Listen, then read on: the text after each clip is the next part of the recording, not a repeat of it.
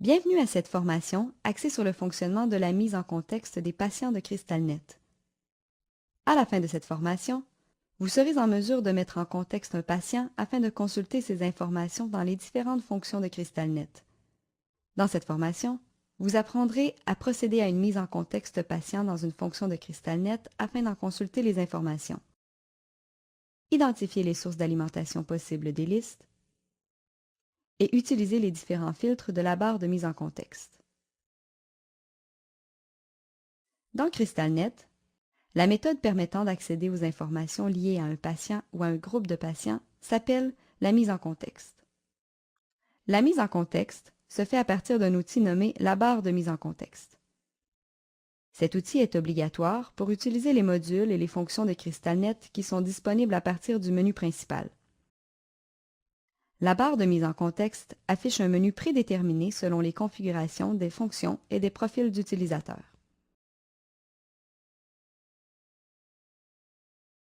Avant de procéder à la mise en contexte d'un patient pour la consultation de renseignements, l'utilisateur doit obligatoirement sélectionner une fonction du menu principal. Commençons avec un exemple de mise en contexte en utilisant la fonction « Historique laboratoire ». Cliquez sur la flèche du module « Requête résultats ». Cliquez maintenant sur la fonction « Historique laboratoire ». Pour cette fonction, la mise en contexte d'un patient est requise pour accéder aux données cliniques. Notez que certaines fonctions obligeront la mise en contexte d'un seul patient pour être utilisée. Maintenant, cliquez sur le filtre « Unité de soins ». Sélectionnez « Unité psychiatrique SB1 ». Cliquez sur le filtre « Patient » et sélectionnez « Shirley Temple A01 ». La barre de mise en contexte contient les choix permettant d'obtenir les données sur les patients. Dans l'exemple généré ici, la barre de mise en contexte affiche les filtres suivants.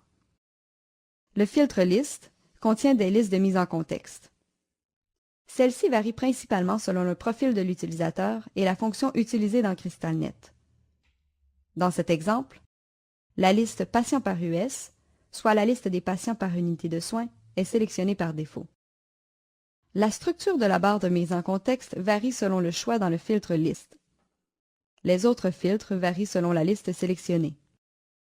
Pour la liste des patients par unité de soins, les filtres suivants sont disponibles.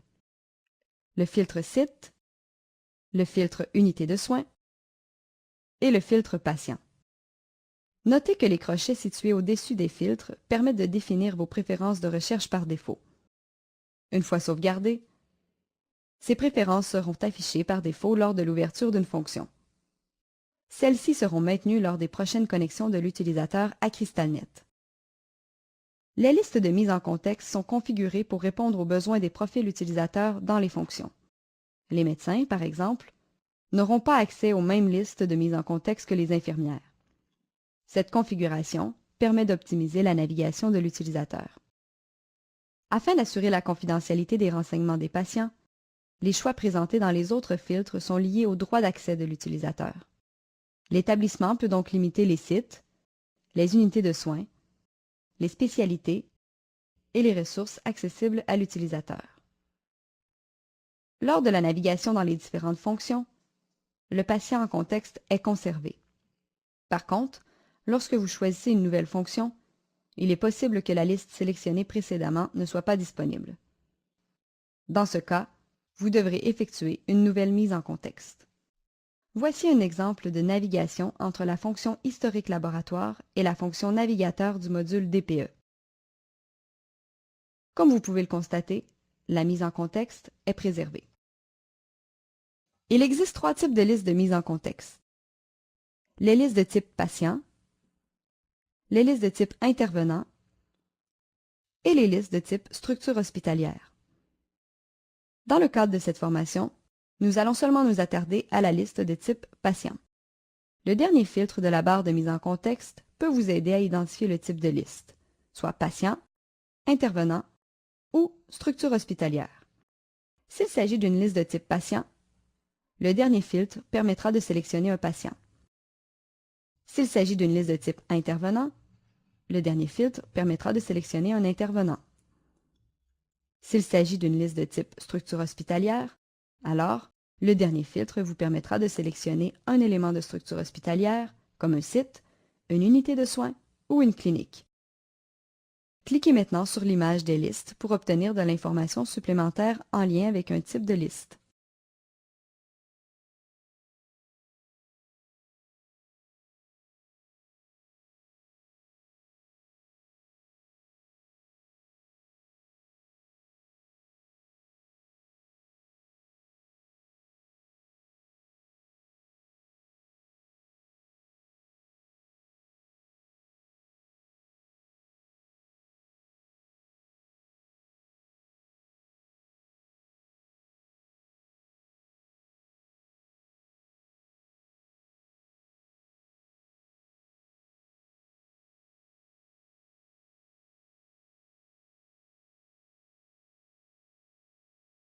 Poursuivons avec un exemple détaillé de la mise en contexte dans le navigateur du DPE. Cliquez sur le filtre Liste et sélectionnez Patient par ressource. Cliquez sur le filtre Site et sélectionnez Hôpital 1. Cliquez sur le filtre Clinique et sélectionnez Clinique pédiatrique. Cliquez sur le filtre UF et sélectionnez Clinique pédiatrique. La présence ou l'absence du filtre UF dépend du découpage de la structure de l'établissement. Cliquez sur le filtre Ressources et sélectionnez Consultation Med Forme A. Cliquez sur le filtre Date. Inscrivez 2017-12-31. Appuyez ensuite sur la touche Entrée de votre clavier. Pour finaliser la mise en contexte, vous devez préciser le dernier filtre. Dans cet exemple, le dernier filtre est Patient. Il s'agit donc ici d'une liste de type Patient. Dans ce dernier filtre, sélectionnez le bébé garçon, BBG, Temple A01. Les données qui s'affichent sont en lien avec le patient mis en contexte. Vous pouvez, à partir de ce moment, consulter les informations de ce patient. CrystalNet reçoit des données de système source de l'établissement qui permettent d'alimenter en temps réel les listes de patients. Il est ainsi possible d'obtenir des listes de patients qui sont admis dans une unité de soins ou ayant un rendez-vous dans une clinique. Le schéma suivant représente l'idée générale d'alimentation de CrystalNet par les données fournies des systèmes sources, tels que le système de gestion des admissions et le système de gestion des rendez-vous. Voici des exemples de listes qui sont alimentées par le système d'admission. La liste de patients par US, soit la liste des patients admis sur une unité de soins, et la liste de patients par spécialité, soit la liste des patients admis dans une spécialité donnée.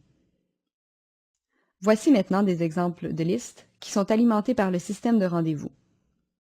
La liste de patients par clinique, soit la liste des patients ayant un rendez-vous dans une clinique, et la liste de patients par ressource, soit la liste des patients ayant un rendez-vous dans une clinique pour une ressource précise. Il existe des listes qui sont utilisées pour effectuer un positionnement direct. Ce type de liste requiert une saisie manuelle de l'utilisateur au lieu d'une sélection d'un patient dans une liste. Pour mettre un patient en contexte, l'utilisateur doit alors inscrire le numéro d'assurance maladie du patient ou son numéro de dossier, par exemple. Si le patient est trouvé, un positionnement direct sur ces données est effectué.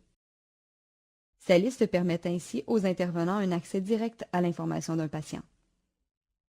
Ces listes sont utilisées notamment lorsqu'un patient ne figure pas ou ne figure plus sur les listes de mise en contexte disponibles à l'utilisateur. Notez qu'il existe aussi des listes qui peuvent être alimentées manuellement. Pour en savoir plus, vous pouvez vous référer à la base de connaissances de CrystalNet. Nous allons maintenant effectuer un exemple de mise en contexte dans la fonction navigateur DPE pour un positionnement direct. Cliquez sur le filtre Liste et sélectionnez Patient par dossier. Cliquez sur le filtre Site et sélectionnez Hôpital 1. Cliquez sur la recherche Dossier et inscrivez le nombre 51. Appuyez ensuite sur la touche Entrée de votre clavier. Un message de confirmation sur le patient sera affiché. Cliquez sur le bouton OK pour compléter la mise en contexte et accéder aux informations cliniques du patient. Ceci complète la formation sur la mise en contexte des patients. Vous êtes maintenant en mesure de procéder à une mise en contexte patient dans une fonction de CrystalNet afin d'en consulter les informations, d'identifier les sources d'alimentation possibles des listes et d'utiliser les différents filtres de la barre de mise en contexte. N'oubliez pas que les listes sont variables, notamment selon le profil de l'utilisateur et la fonction utilisée dans CrystalNet. Les listes présentées dans cette formation représentent les listes les plus couramment utilisées sur le plan clinique. Nous vous conseillons de consulter la base de connaissances de CrystalNet afin de vous renseigner sur l'ensemble des listes existantes. De cette façon, vous serez en mesure d'utiliser les autres listes et de connaître celles qui sont alimentées par les systèmes sources.